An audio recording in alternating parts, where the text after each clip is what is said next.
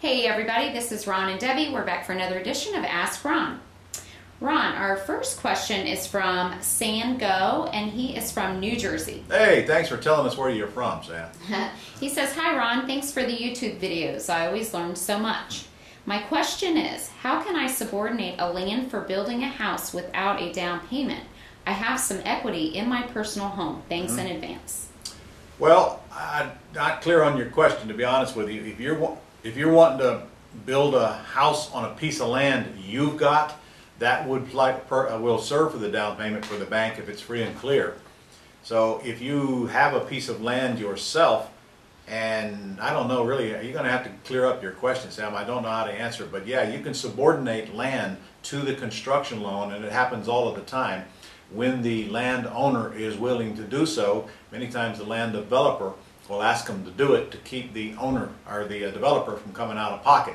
And then when they do a permanent or a sale, then the landowner gets paid off at the same time the developer does. However, if you happen to be that landowner, you better get some legal help, because that's very risky on your part. If you're in second position and the first doesn't get paid off, then you're out. So that's all I can tell you without a better explanation of what you're trying to do. Okay, and Cyan, if that doesn't answer your question, please go to the Ask Ron section on the forum. You did have this in the wrong place. I just happened to find it. But please, if you need to ask it again, just go to Ask Ron. Okay, next is from Mitch Hell from Wisconsin. Mitch writes in and says, "What does in the arrears mean?" What does in arrears? Yes. Mitch, that means the payments are behind. That's all. That's what it means. Okay, and he also said, "I learned in the last Ask Ron video that the axe deal cannot be done in Texas. You had said something about AITIs. Could you go into more detail?" Axe deals can be done in Texas, just not on lease purchases, because in Texas you can't collect a non-refundable lease option deposit. They have a rule against that right now. However, you can sell it with owner financing, which is an AITD, which stands for All-Inclusive Trust Deed, which is a wraparound mortgage kind of device. So you buy it with owner financing with an AITD, you sell it with owner financing with an AITD. And honestly, if you don't understand what I'm talking about, you should come to my 4-day event and get trained before you attempt it anyway. And we do have Texas scripts right in the manual, and we always talk about the Texas rule. So I hope that clarifies it. By the way, guys, if you intend to get to Jacksonville to our Quick Start School coming up here in December, you're going to have to hustle, because it will be full. In fact, as I tape this today, we are 21 seats away from capping it off and closing it down. It's just, I don't know why it's always a popular one here in Jacksonville. It could be because we're going to go to LeGrand's and eat, I don't know. But anyway, it will be absolutely full. So if you don't get in there quick, then the next one will be in Orlando in February. So if you have intent of doing it, you better do it now. Go ahead and register, and you can call our office to do that. Ron, it might have something to do with our warm, sunny days also. I never thought about in that. December. If you live up north, any place south in December is good, isn't it? Right. Okay, next up is from Karen Kelly from Georgia. Hey, Karen. When direct mailing, what is the best day of the week for receipt of the mailing to enhance response? That's a good question, Karen. That's a very astute question, in fact. And I always like the mail to arrive on Monday through Thursday, because those are business days and they get very little other mail. I hate for it to arrive on Saturday. They don't pay much attention to it. And so frankly, as long as it arrives the first part of the week, you're all right. But honestly, I bet if you did a test side by side, it wouldn't make much difference. And the reason is because people don't get that much mail anymore. You know, we used to get stacks that deep, and we had to sift through them. Today, get 2 or 3 things in the mail and you're done. So I wouldn't worry about that. I don't think that's going to matter that much. And besides, the truth is you can't control it, because the mail is so slow. You never know how many days it's going to get take it across.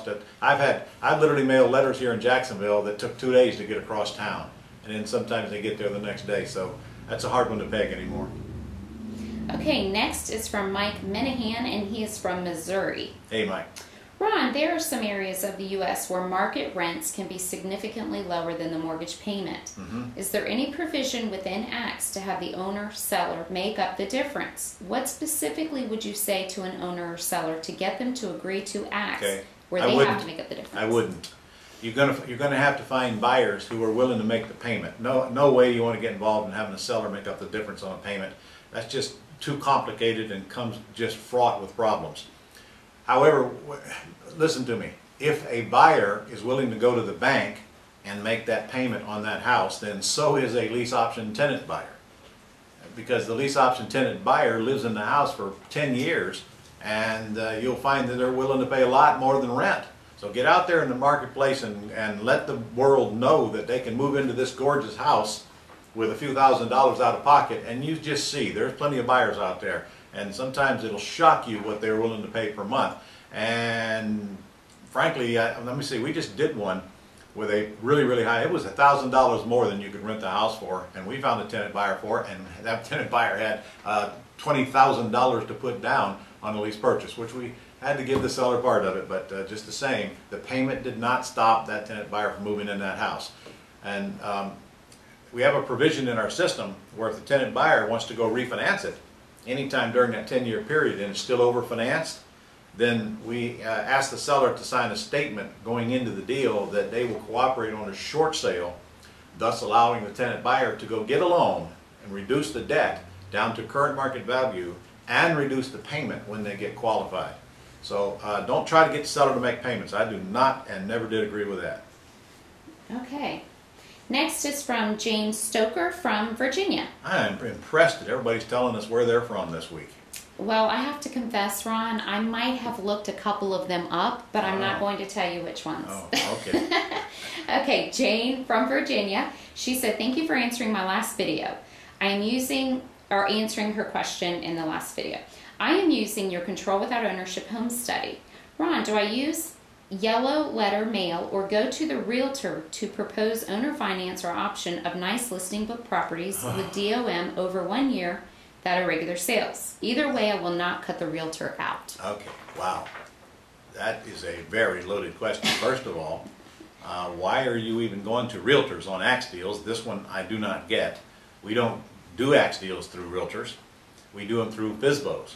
And secondly, the yellow letter is the last resort that you mail, because if you get a virtual assistant calling the FSBOs, just like we covered in that cars, you get all the leads you want, and all it costs is the cost of a VA, 30 cents a minute. So an average lead is going to cost you about 15 bucks or so. But that's a completed property information sheet. If you do that, you don't need to send out yellow letters because you'll have more than you can handle. Go get yourself 10, 12, 15 of those property information sheets, and you're going to have a deal or two right out of that pile. How you're using realtors, I don't know. I'm telling you, you're going to have a hard time making axe work with realtors. They just don't get it, and they want most of the commission. Not saying I can't work with them, because we do. We work with a few. In fact, we have one on our team. But the realtor's got to be willing to take a small piece of the assignment fee to bring you a buyer.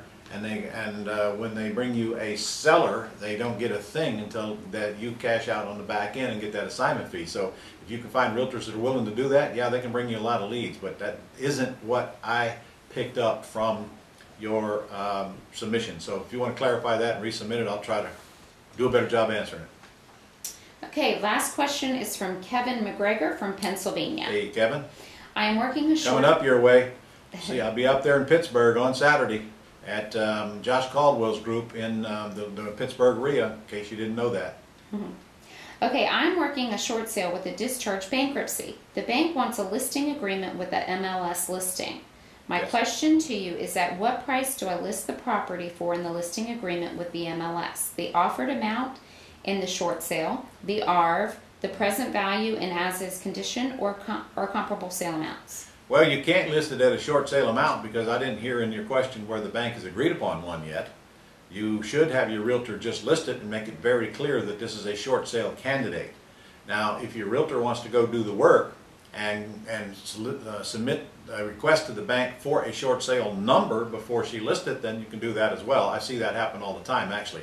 You'll see in the MLS where short sale accepted for a blank number of dollars. You should have that discussion with your realtor and let your realtor decide. Honestly, it don't make any difference to you because you're going to sell it and not get anything out of it anyway. So it's whatever the realtor thinks the market will bear, and just follow the realtor's lead on it as long as they have experience doing the short sale. Okay, Ron, that's all we have for this week. Okay, see you guys next week.